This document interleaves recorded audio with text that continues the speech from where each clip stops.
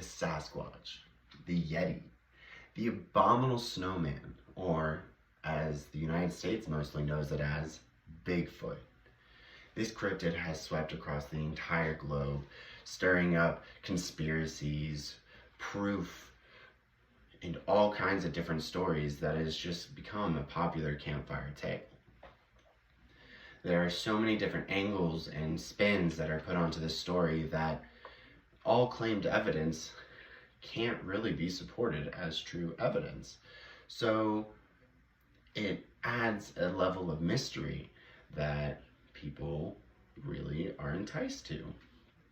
Entertainment businesses have even laid claim to using this mystery and legend to profit their values. Whether it be a myth, a legend, or just a popular story, Bigfoot has become a household name of their very own. In my speech, I'm going to be speaking about where the myth originated from a long time ago to almost 50, 60 years ago. I'm going to be talking about the different types of animals that could be mistaken for Bigfoot. And I'm also going to be speaking about how the entertainment business has used Bigfoot to be profit value for themselves. Where did Bigfoot begin? Well, let's go back to what people mostly believe was the beginning of Bigfoot. There's a creature in the Himalayas, and this was a long time ago, called the Yeti. And Lisa Kudane from BBC.com said that they called it the Metocogme, which means walking man of the snow. She said that they claimed that it was a non-aggressive creature that would be spooked and run into the forest or mountains away from whoever spotted them. There was never any true attacks of a Yeti. Back about 10,000 years ago in the Harrison River Valley in Canada, the Stahelis tribe also claimed to see a Bigfoot creature that they described as a Sasquatch, or there was multiple different names given for that being. But they both describe a similar creature. Bipedal, standing on 2 feet, long arms, extremely hairy, and non-aggressive. It's just crazy to believe that a place in the Himalayas and a place in North America have very similar stories, but so many years apart. In 1958, Andrew Gonzoli from the Humboldt Times wrote a silly little article column addressing a letter that he got from a reader from Northern California that claimed to find Bigfoot footprints in the ground, and he thought this would be a funny little story to put into the newspaper, and he did not understand how big of a deal this was, because once that newspaper article came out, the name Bigfoot spread across the land. And as the source that showed me this, Becky Little from History.com, she says, and so the legend was born. Now that I've talked about across the world where it has been, and also where the name Bigfoot came from in the United States, I'm going to be talking about the different types of animals that could be mistaken for Bigfoot. Whether it be a bear or an ape of some type.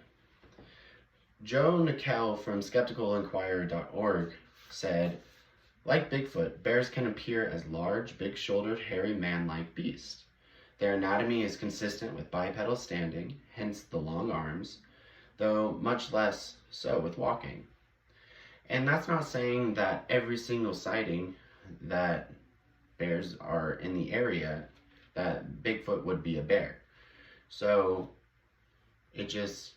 they're both very tall. A grizzly bear standing is taller than an average man, which matches what a Bigfoot is. And at a distance, it could look like a man standing there, but it would not be walking around, is not really the way that they are.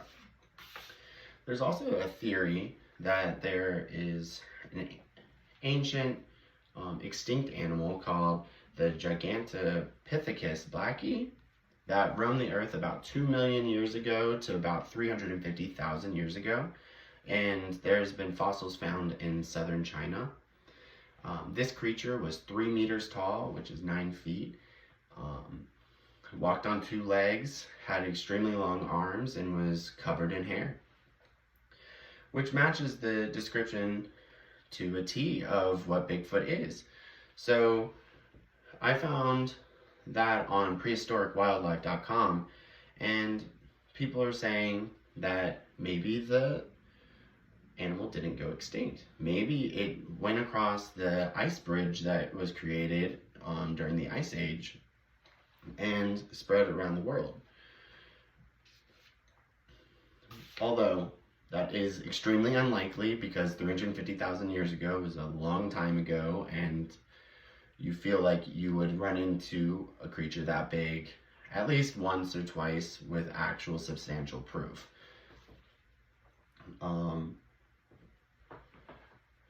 Now that I've talked about what animals could be mistaken as Bigfoot, I'm going to be talking about how the entertainment business has taken the story of Bigfoot and used it as a profit value. Just as Becky Little said earlier, and so a legend was born, and so was a profit value was born, in my opinion. Movies started coming out, including ones that you probably know yourself, like Harry and the Hendersons, Rudolph the Red-Nosed Reindeer, the Abominable Snowman is a Bigfoot, and also the most simply put one, it's called Bigfoot. So they really just use the myth.